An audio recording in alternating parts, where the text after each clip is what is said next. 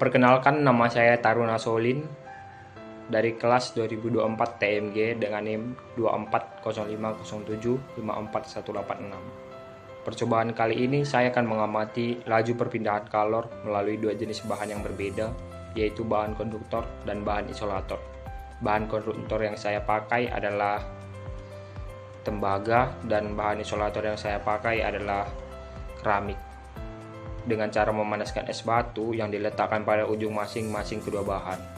Bahan tersebut dihubungkan dengan sumber panas pada salah satu ujungnya, sehingga kalor dari sumber panas berambat melalui dan mencairkan es. Proses ini digunakan untuk menilai efektivitas masing-masing bahan dalam pengantar panas. Pengamatan ini difokuskan pada laju perpindahan kalor yang secara teoritis dijelaskan oleh persamaan H sama dengan K A dikali delta A per L, dengan H adalah laju perpindahan kalor atau watt, dan K adalah konduktivitas termal bahan, dan A adalah luas penampang permukaan. AT adalah selisih suhu antara ujung bahan. Semakin tinggi nilai konduktivitas termal suatu bahan, maka semakin besar pula laju perpindahan kalornya. Oleh karena itu, bahan yang memiliki konduktivitas termal yang tinggi seperti logam dikategorikan sebagai konduktor yang baik. Sebaliknya, bahan seperti kayu memiliki konduktivitas termal yang rendah, berfungsi sebagai isolator karena menghambat perpindahan panas. Untuk mengetahui nilai perpindahan konduktivitas termal secara eksperimental, digunakan turunan rumus dari hukum konduksi. K sama dengan Q dikali L per A delta T dikali T, di mana Q adalah energi panas yang berpindah dan T adalah waktu berlangsungnya proses, dan Q adalah persamaan yang dapat dihitung menjadi Q sama dengan M dikali C dikali delta A. Dengan mengukur massa es yang mencair dalam selang waktu tertentu, serta mengetahui dimensi listrik fisik bahan dan suhu masing-masing ujung, maka titik K dari tiap bahan dihitung dan dibandingkan. Bahan dengan nilai K lebih tinggi terbukti efektif menghantar panas, yang ditandai dengan banyaknya es yang mencair dalam waktu yang sama. Hal ini menunjukkan perbedaan signifikan antara bahan konduktor dan isolator yang sesuai dengan teori konduktivitas panas. Untuk mengetahui bagaimana langkah-langkah dalam efisiensi perpindahan kalor, mari lihat video berikut.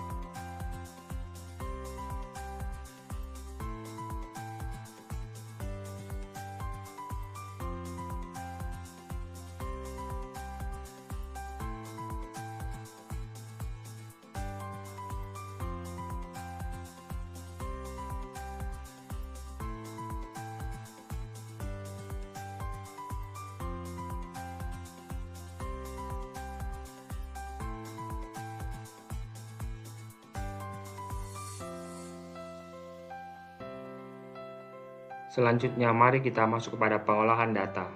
Yang kita dapat adalah rumus Q D dikali A dikali delta A per L, yang dimana D sama dengan tebal uji bahan, A sama dengan luas permukaan es batu yang mencair, Q sama dengan massa es yang meleleh, dikali kalor melebur es, AT sama dengan perbedaan bahan uji atau suhu awal dikurangi suhu air, dan T adalah waktu pengujian. M sama dengan, yang pertama adalah kita hitung massanya dulu, yang mana massa wadah dengan es meleleh adalah 203 gram dan massa wadah kosong adalah 177 gram, yang sama dengan 26 gram. Dan Q atau massa es yang meleleh dikali kalor es lebur es sama dengan 26 gram dikali 880 kalori per gram sama dengan 2080 kal. Delta AT sama dengan 37 derajat Celcius dikurangi 32,8 derajat Celcius sama dengan 4,2 derajat Celcius. Dengan waktu yang kita pakai adalah 5 menit atau 300 sekon atau detik. Dalam percobaan ini didapatkan diameter dan panjang es yang masih utuh adalah 17,85 mm dan 82,4 mm.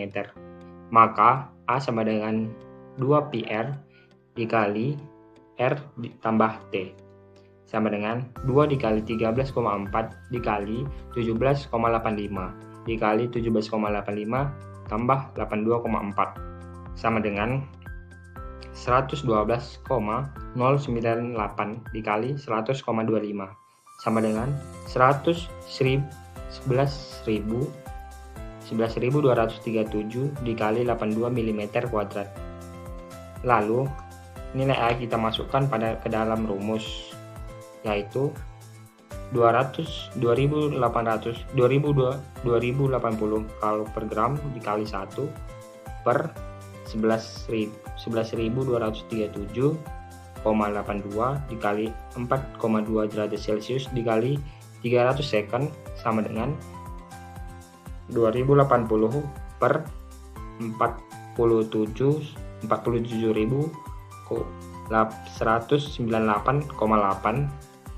sama dengan 0,044 atau sama dengan 4,07 dikali 10,3 minus 3.